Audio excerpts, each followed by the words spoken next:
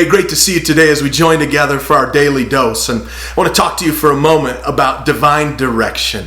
All of us want to hear God clearly. We want His voice to guide us, but yet our flesh at times wars with that because we think we know better. And there's this word today about divine direction that I think all of us need to adopt into our personal life. And it's this thought: we've got to stop.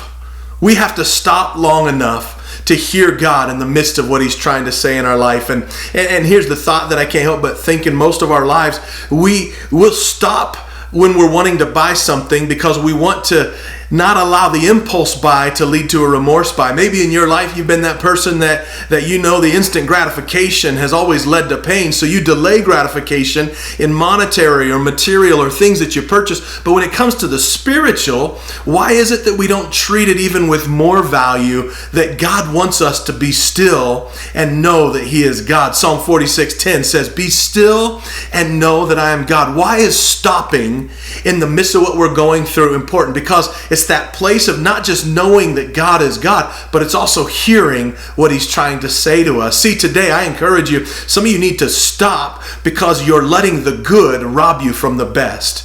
You're letting the busyness rob you from His presence. And I would encourage you in what you're going through to put a holy pause where you're at and let God speak to you in the midst of what you're going through. See, this stop sign or this parenthetical pause in your life is not to bring grief or to delay your gratification of what He gives you. It's to hear Him clearly so you know how to move forward. I also believe that for some of us, not only do we need to stop and be still, be quiet and know that God is God, but for some of us, we need to stop certain behaviors, certain activities, certain things in our life that are interfering with the frequency of what God is saying. See, here's the deal.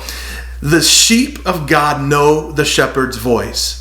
But sometimes we don't hear His voice because we're hearing everything else going on around us. We hear the gossip or the sin or the compromise or the criticalness or the unforgiveness going on around us. And my word for you today is this: in getting divine direction, not only do you need to stop and hear God, but maybe you need to stop doing some things that are interfering with your ability to hear God. See, Proverbs 16 says this. It says that man makes plans, but God directs his steps. In all your planning, will you stop long enough for Him to direct your steps? Because that's the God that He wants to be in your life. God bless you. Have a great day.